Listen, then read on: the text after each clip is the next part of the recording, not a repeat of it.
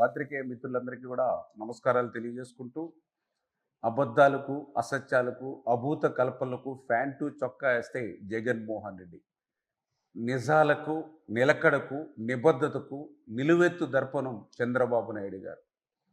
ఎందుకు ఈ మాట చెప్తూ ఉన్నానంటే, ఏదైతే ఈరోజు వైఎస్ఆర్సీపీ అవినీతి కరపత్రిక పేజీలు పేజీలు అబద్ధాలు, అసత్యాలు, వారి అవినీతి ఛానళ్ళు అసత్యాలు, అబద్ధాలు ప్రచారం చేస్తున్నటువంటి పరిస్థితి. అందులో ముఖ్యంగా ఏదైతే ఈ యొక్క ఎత్తిపోతల రాయలసీమ లిఫ్ట్ సంబంధించినటువంటి అంశం మీద అటు తెలంగాణలో తెలంగాణ ప్రయోజనాల కంటే కూడా తెలంగాణలో రాజకీయ ప్రయోజనాలే అక్కడ నేతలు ఆశించి మాట్లాడితే, వాటిని మన రాష్ట్రంలో చొప్పించి ఇక్కడ రాజకీయ లబ్ధి పొందాలనేటువంటి ఆలోచనతో వైఎస్ఆర్సీపీ పార్టీ జగన్మోహన్ రెడ్డి మరి ఈరోజు ఈ యొక్క రాష్ట్రంలో చాలా సిగ్గుచేటైనటువంటి విషయం. ఎందుకంటే చాలా క్లియర్గా ఈ యొక్క రాయలసీమ ఎత్తిపోతలకు సంబంధించి 2020 మే 5వ తేదీన ఆ రోజు దానికి అడ్మినిస్ట్రేషన్ శాంక్షన్ ఇచ్చి, అదే మే నెల 20వ తేదీన అంటే 15 రోజులు తిరగకుండానే నేషనల్ గ్రీన్ ట్రిబ్యునల్ ఎన్జీటీతో స్టేటర్ తెచ్చుకుంది కూడా జగన్మోహన్ రెడ్డి ముఖ్యమంత్రిగా ఉండగానే. అంటే అడ్మినిస్ట్రేషన్ శాంక్షన్ ఒక చేత్తో 5వ తారీఖున ఇచ్చి, ఇంకొక చేత్తో 20వ తారీఖునే మరి స్టేటర్ తెచ్చుకున్నటువంటి మీరు ఈరోజు మళ్ళీ చంద్రబాబు నాయుడు గారి గురించి మాట్లాడేటువంటి అర్హత, రాయలసీమ గురించి మాట్లాడేటువంటి నైతిక అర్హత జగన్మోహన్ రెడ్డి గారికి ఎక్కడుందని నేను ప్రశ్నిస్తూ ఉన్నా. ఈరోజు చాలా క్లియర్గా రాయలసీమ మీద నిజంగా మీకు ప్రేమ ఉంటే, ఆ రోజు 19, 24, 5 సంవత్సరాల అధికారంలో ఉన్నారు. రాయలసీమ బిడ్డ అంటారు. మరి రాయలసీమకు 5 సంవత్సరాల్లో మీరు ఖర్చు పెట్టింది ఎంత అని చూస్తే ఇరిగేషన్కి 2,000 కోట్ల రూపాయలు. 14, 19, 5 సంవత్సరాల తెలుగుదేశం ప్రభుత్వంలోనే 12,000 కోట్ల రూపాయలు ఖర్చు పెడితే, మీరు 5 సంవత్సరాల్లో 2,000 కోట్ల రూపాయలు. ఈరోజు మళ్ళీ 24లో మరి వేళ కూటమి ప్రభుత్వం అధికారంలోకి వచ్చినటువంటి ఈ సంవత్సరన్నర కాలంలోనే 8,000 కోట్ల రూపాయలు మేము ఖర్చు పెట్టాం. అంటే ఆ రోజు మరి 5 సంవత్సరాల్లో 2,000 కోట్ల రూపాయలు, ఈరోజు సంవత్సరంలోనే 8,000 కోట్ల రూపాయలు. అంటే ఎవరికి ఉంది రాయలసీమ ఇరిగేషన్ మీద చిత్తశుద్ధి? అంటే 5 సంవత్సరాల్లో 2,000 కోట్ల రూపాయలు మించి ఒక్క రూపాయి కూడా ఖర్చు పెట్టడానికి చేతులు రానిటువంటి నువ్వు మరణ శాసనం కాదా రాయలసీమకు అని చెప్పి జగన్మోహన్ రెడ్డిని ప్రశ్నిస్తూ ఉన్నా. హంద్రీనివా అంటే రాయలసీమకు ఒక జీవనాడి. అటువంటి హంద్రీనివాకు సంబంధించి 5 సంవత్సరాల్లో ఒక తట్టమట్టి కానీ, ఒక అరబస్తా సిమెంట్ కానీ, ఒక్క రూపాయి కానీ మీరు ఖర్చు పెట్టారా అని ప్రశ్నిస్తూ ఉన్నా. ఆఖరికి మీ 5 సంవత్సరాల్లో వాడినటువంటి కరెంటు మోటార్ల బిల్లులు కూడా ఎగ్గొట్టినటువంటి మీరా ఈరోజు రాయలసీమ గురించి మాట్లాడుతున్నది.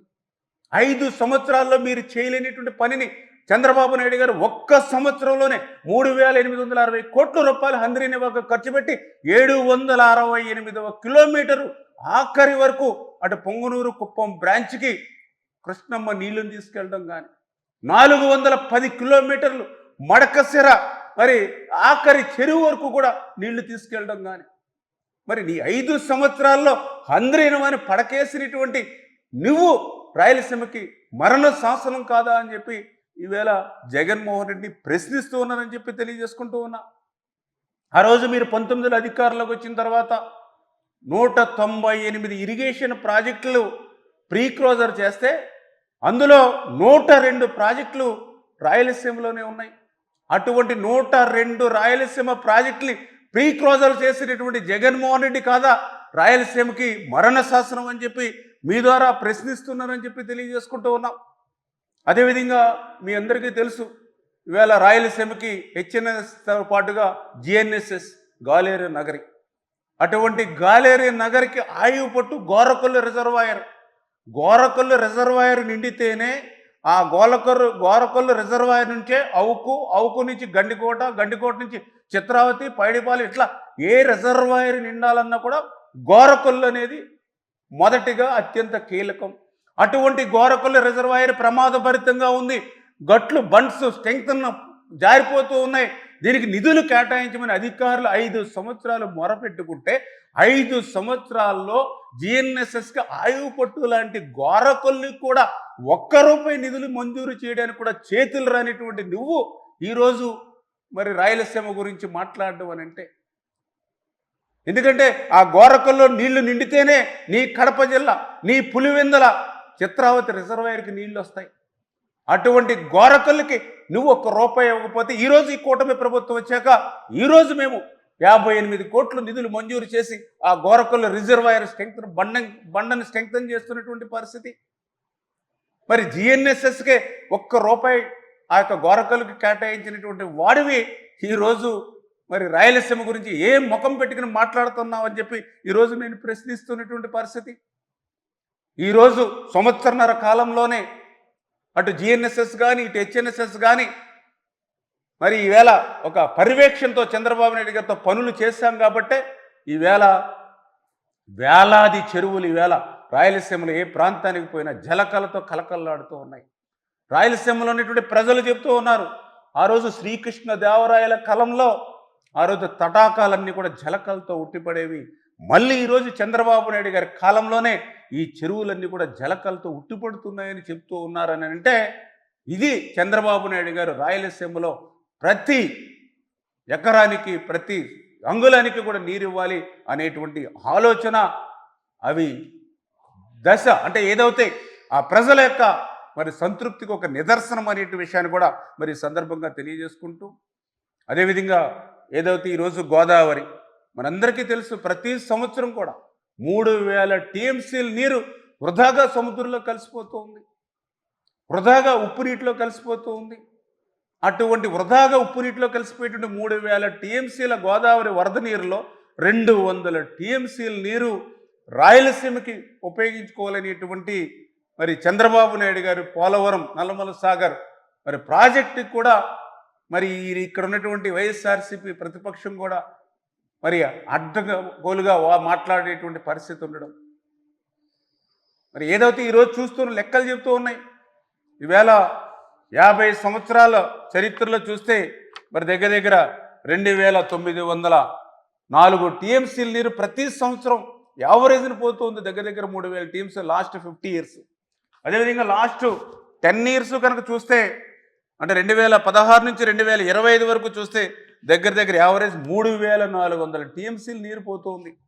లాస్ట్ 5 ఇయర్స్ అంటే 2021 నుంచి 2025 వరకు చూస్తే 4064 టీఎంసీల నీరు, ఈ సంవత్సరం అయితే 4600 టీఎంసీల నీరు. ఇంత వృధాగా ప్రతి సంవత్సరం కూడా సముద్రంలో ఉప్పు నీటిలో కలిసిపోతూ ఉంటే అందులో ఒక 200 టీఎంసీల నీరు అటు రాయలసీమకు ఉపయోగించుకోవాలనేటువంటి ప్రయత్నం ఈవేళ ఆంధ్రప్రదేశ్.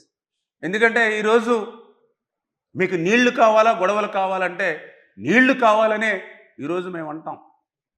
ఎందుకంటే చంద్రబాబు నాయుడు గారు తెలుగు ప్రజలు ఎక్కడ ఉన్నా కూడా సంతోషంగా ఉండాలి, తెలుగు రాష్ట్రాలు రెండూ కూడా అభివృద్ధిలో ముందుండాలి అనేటువంటి ఆలోచనతో ఉన్నటువంటి వ్యక్తి.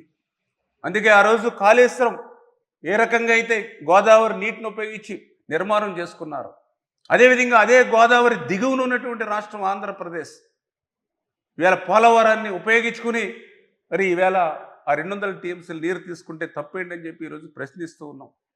ఈ రకంగా మరి ఈవేళ తెలుగు రాష్ట్రాలు రెండు రాష్ట్రాలు కూడా బాగుండాలి, తెలుగు ప్రజలందరూ కూడా బాగుండాలి అనేటువంటి ఆలోచనతో ఈరోజు చంద్రబాబు నాయుడు గారు పనిచేస్తూ ఉంటే ఈ సంవత్సరన్నర కాలంలోనే ఎన్నో అభివృద్ధి కార్యక్రమాలకి ఎన్నో సంక్షేమ కార్యక్రమాలకి శ్రీకారం చుడితే ఎన్నో పరిశ్రమలను పారిశ్రామికవేత్తలను ఈ రాష్ట్రానికి తీసుకొచ్చి ఉపాధి ఉద్యోగ అవకాశాలు ఇస్తూ ఉంటే అందులో పర్టికులర్గా రాయలసీమను ఒక రతనాల సీమగా మార్చేటువంటి ప్రక్రియ ఈరోజు చంద్రబాబు నాయుడు గారి పాలనలో సాగుతూ ఉంటే అది వారవలేకే వైఎస్ఆర్సీపీ జగన్మోహన్ రెడ్డి ఇటువంటి అసత్యాలను అబద్ధాలను తన అవినీతి ఛానల్ అవినీతి పత్రికను ఉపయోగించి దుష్ప్రచారాలు చేస్తున్నారనే విషయాన్ని మీ ద్వారా ప్రజలందరికీ కూడా తెలియజేసుకుంటూ ఉన్నాం.